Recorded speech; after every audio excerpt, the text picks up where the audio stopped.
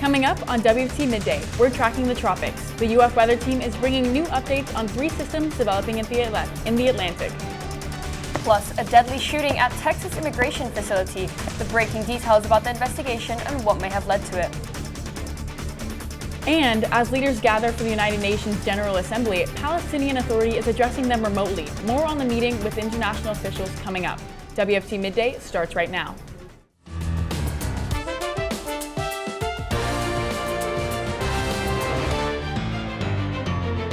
You're watching WUFT Midday. Investigators continue searching for a motive after a man opened fire on an Immigration and Customs Enforcement field office in Dallas Wednesday. This is WUFT Midday. I'm Isis Snow. And I'm Caroline Deslandes. The FBI says the attack was one of targeted violence and that they found bullet casings etched with anti-ICE sentiments. NBC's Alice Barr has the latest information from Washington.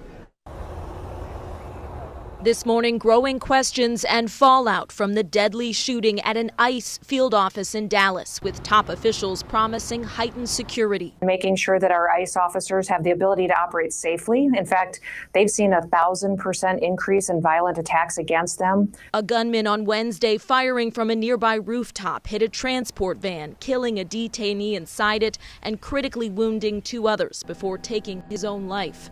No officers were hurt but are believed to be the target. Rounds that were found near the suspected shooter contain messages that are anti-ICE in nature. Investigators releasing this image of a bullet casing etched with the words anti-ICE, along with photos of bullet holes in a window and an American flag inside the facility. Multiple senior law enforcement officials identifying the suspect as 29-year-old Joshua John. His brother told NBC News John didn't have strong feelings about ICE and wasn't interested in politics on either side as far as he knew. President Trump blaming Democrats, posting, "I am calling on all Democrats to stop this rhetoric against ICE and America's law enforcement right now." Top Republicans with similar messages. To every politician who is using rhetoric demonizing ICE and demonizing CBP, stop. One Dallas pastor who's been praying with other clergy members outside Dallas ICE headquarters, calling for justice for migrants and against violence, speaking out against the shooting. It couldn't be more opposite of the kind of message that we've been trying to witness to. Among the voices now calling for common ground. In Washington, Alice Barr, NBC News. As the president of the Palestinian Authority addresses the UN as famine and attacks continue in Gaza, WFT's Manny Manguin joins us live in the studio to tell us the significance of this meeting. The leader of the Palestinian Authority, Mahmoud Abbas, will address the UN remotely today. President Trump's administration says his visa denial still stands. Recognition of the Palestinian state by several major Western countries at the UN General Assembly is sending ripple effects across the Middle East. President Trump called the decision a reward for Hamas. Abbas' speech comes after UN inquiry concluded Israel is committing genocide in Gaza. Israel denies the claim and states it's an act of self-defense. The Palestinian Health Ministry says about 65,000 Gazans died during the ongoing conflict. The Trump administration is pushing for a ceasefire with a new 21-point plan and is not backing a 2-state solution. Live in the studio, Manny Manguin, WUFT News. Over the past few days, the UF weather team has been tracking 3 tropical disturbances developing in the Atlantic Ocean. UF forecaster Jadyn Bottini is live in the weather studio, ready to tell us what to expect for this upcoming week and how the tropical storms have been moving. Well, that's right. A couple of weeks ago, everyone was talking about how quiet our hurricane season has been, but don't speak too soon because now we have 3 systems brewing in the Atlantic. We have Hurricane Gabrielle, Tropical Storm Umberto, and our new Invest 94L, and we're going to take a look at each of them. First, Hurricane Gabrielle. We've been talking about it for about a week now. It was a Category 4 a couple of days ago. Now it's down to a Category 1. It's moving eastward, moving away from the United States. It might hit the coast of Spain, but it's not a threat to the U.S., and it is moving away from us and weakening as well. Our next system is Tropical Storm Umberto. Now, if you see these spaghetti models, they look very similar to what we saw for Hurricane Gabrielle, and that is the case. It's taking pretty much a very similar path, heading a little bit west, northwestward, then going to take that northward turn, and it'll strengthen as it goes through these warmer waters, but stay off our coast and not be a threat to us as well. The next thing we're looking at is our Invest 94L at a 90% chance of developing, and this one could come a little bit closer to home, and we'll track it in just a minute. Alachua County Public Schools were on hot seat Wednesday when state educators discussed several items they deemed inappropriate behavior by local teachers. The first, a high school teacher could have her license terminated after a parent says she gave one of her students an award that labeled him a dictator. The teacher, Lauren Watts, is on administrative leave. The state board was adamant about Watts never teaching in Florida again and are actively working to make this leave permanent. This started in August when Crystal Morrell filed a complaint against the teacher after nominating her son most likely to become a dictator. She showed this award at the state board's meeting on August 21st. She says students were allowed to label her son as, quote, Nazi-phile. Morrell says her son was targeted due to his conservative views. During Wednesday's meeting, Florida's Commissioner of Education say they have enough evidence against Watts to take permanent action. I'm happy to report that after the Office of Professional Practices Services conducted an investigation into the matter, I found probable cause against that educator's certificate and will take every necessary action to ensure that this teacher never teaches again. Saying the district is investigating the incident shared by Dr. Crystal Morrell during the August 20th State Board of Education meeting. The employee involved has been placed on administrative leave while the investigation is underway. Also on the state board's agenda, the comments made by ACPS board chair Sarah Rockwell in July. Rockwell posted on Facebook discussing the death of wrestler Hulk Hogan, saying, quote, "one less MAGA in the world." The post has since been deleted and Rockwell apologized. However, during Wednesday's meeting, pressure came from state leaders for Rockwell to resign. State leaders also addressed another school board member's social media. Vice Chair Tina Certain is getting pushback for making a post about criticizing Charlie Kirk. Alachua County's Republican Chairman Tim Martin and U.S. Congresswoman Kat Kamick both shared Certain's post online, with thousands of angry commenters responding. Certain wrote in part, quote, "He has an organization because a millionaire gave him money and connections to start it. To see the feds and state elevate him angers me." Martin says he thinks Governor DeSantis could remove Certain from her school board seat. There is no reason for somebody like her to continue in office. I mean, it's a very racist comment, but she has a history of being racist. So again, I'm not surprised, but her pride will get in the way. She will not resign, and she'd rather be fired so she can use that as political fodder. Board of Education officials slammed Certain's comments at their meeting today. WFT reached out to Alachua County school officials for a comment, but have not heard back. State troopers are searching for the hit-and-run driver they say killed a pedestrian in Ocala Tuesday night. The crash happened in westbound lanes of State Road 200. Investigators say the 76-year-old man was pronounced dead on the scene. Troopers say the vehicle is a dark, full-sized van with a topper that has front and end damage. If anyone has any information, please contact the Florida Highway Patrol or Crime Stoppers. Police in Ocala arrested a woman they say made threats to Meadowbrook Academy, a private school. Police announced the arrest of 30-year-old Oksana Deputat after investigators say she made a post early Wednesday morning alluding to the threat of a school shooting.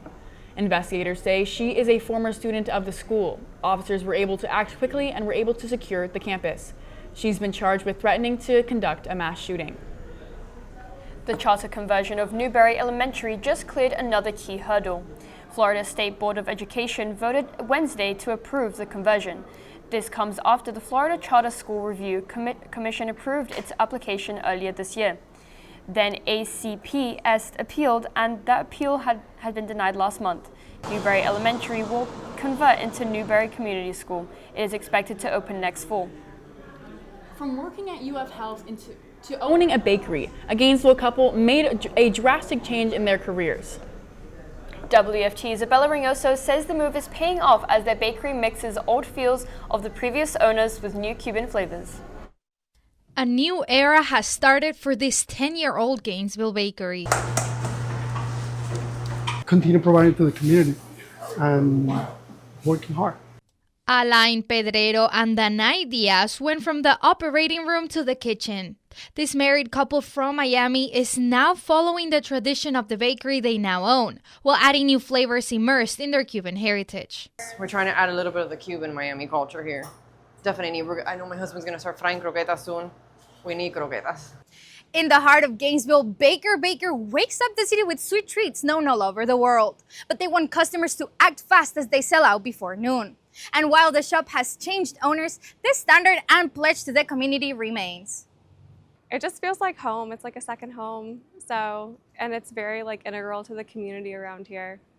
Around 4 months ago, they bought the bakery. A drastic change after working as radiologists for UF Health. This is definitely different. Something different.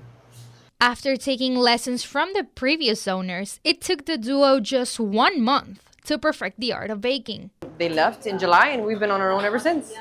Now they wake up before the sun to start their day, and by noon, they are sold out of the fresh pastries. There's a lot of sacrifice.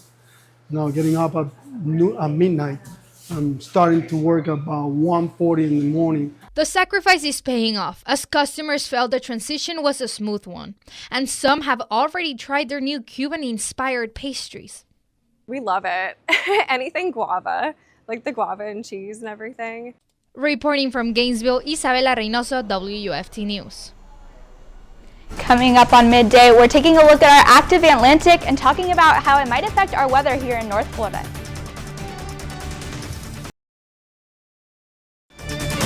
You're watching WUFT-TV News.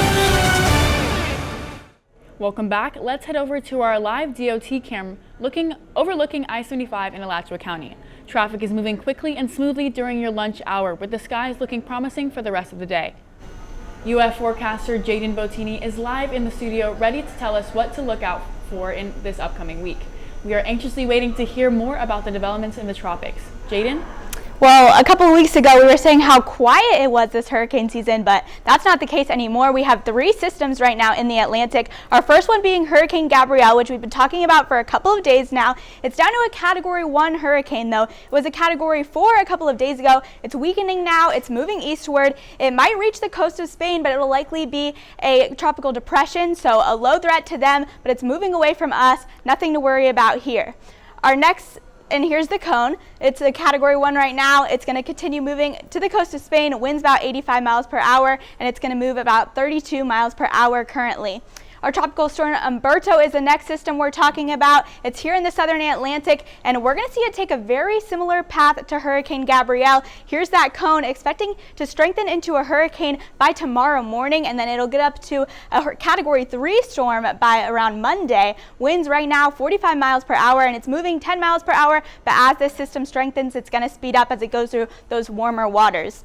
Our next system is our Invest 94L. It's not a named system yet. It's just an area of possible development, but it's at a 90% chance, so it's likely going to develop, and it's probably going to develop right over the Caribbean islands, unfortunately. Here are these spaghetti models. Most of them have them taking it right through the Bahamas, staying off our coast, but it could affect our weather with some rain and some wind, and we'll continue tracking it for you. And all of these models agreeing, a couple of outliers there, but we'll continue tracking it as more and more substantial models come in as the system develops into a named storm, and it's going to go through all these favorable tropical conditions. So these warm sea surface temperatures and low wind shear, those are the conditions that make a hurricane form, and that's what the Atlantic is looking like right now, and that's why we have so many of these systems out there right now.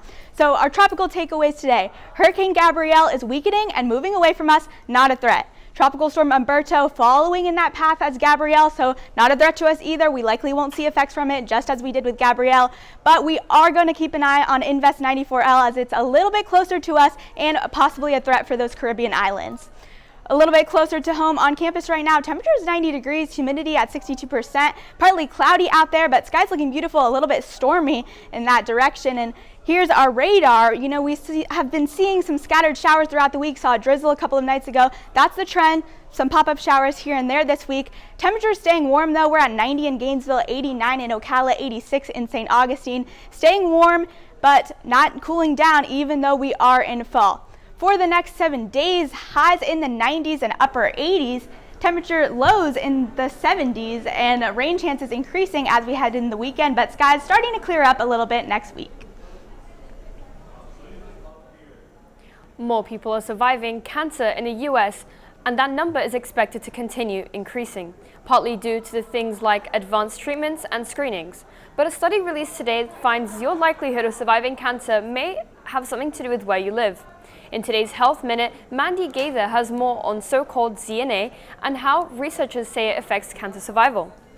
First, some good news. The overall cancer death rate in the U.S. dropped 34% between 1991 and 2022, averting about 4.5 million deaths. But the bad news, not everyone is seeing this shift in their battle against cancer. Where people live can determine whether they live from cancer, and not by a small amount. In a new study from the American Cancer Society, researchers say the overall 5-year cancer survival rates for each stage of cancer were lower in rural areas for both Black and white U.S. residents, which means your odds of surviving cancer aren't only based on biology, says Dr. Arif Kamal. This study is now speaking to the importance of someone's ZNA, their zip code, right? As we might think about someone's DNA, this idea that where you live and its location and distance from highly specialized care, including clinical trials, can determine whether you live from cancer. Kamal says the first step in closing the gap is to be aware that there is one, and that rural residents may not have access to specialized services like radiation or to surgeons experienced in treating their specific disease. So that means that people are, instead of having to go to cancer care, that cancer care is coming to them. And this looks like a lot of different forms. Smaller cancer centers throughout the country, even home-based cancer care delivery show a lot of promise in how we can close this gap. For Health Minute, I'm Mandy Gaither. Starbucks is closing more stores and announcing a second round of layoff at its headquarters in an effort to revive its struggling business.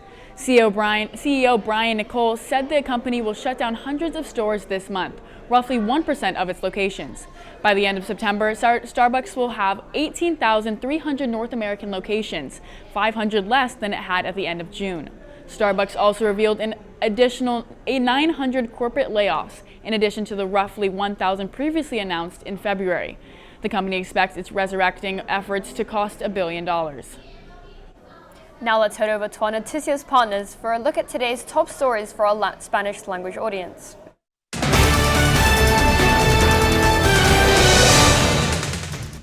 Hola, soy Dulce Rodríguez con tus noticias en 90 segundos. El condado de Ocala acepta la oferta de $5 millones para el incremento de salarios en el personal de la Asociación de Educación del Condado. En abril se llegó al acuerdo de incrementar los salarios al 1.3%.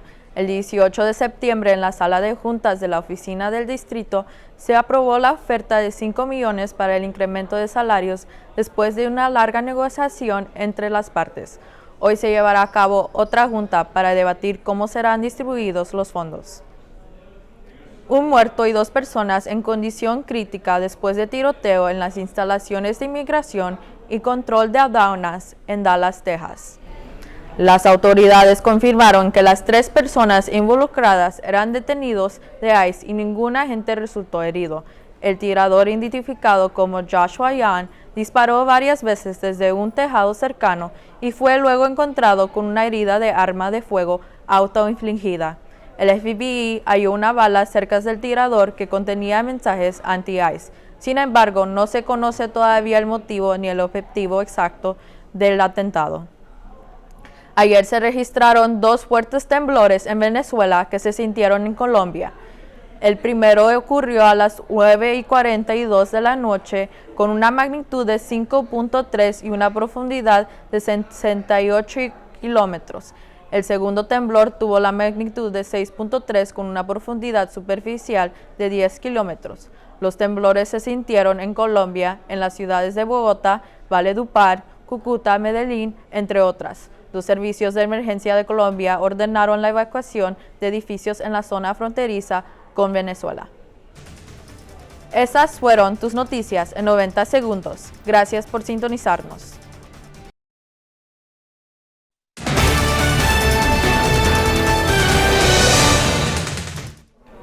Welcome to your midday sports pit stop. I'm Carston Handy. Florida starting quarterback DJ Lagway was spotted wearing a walking boot this week, but the Gators head coach Billy Napier says there's nothing to be worried about.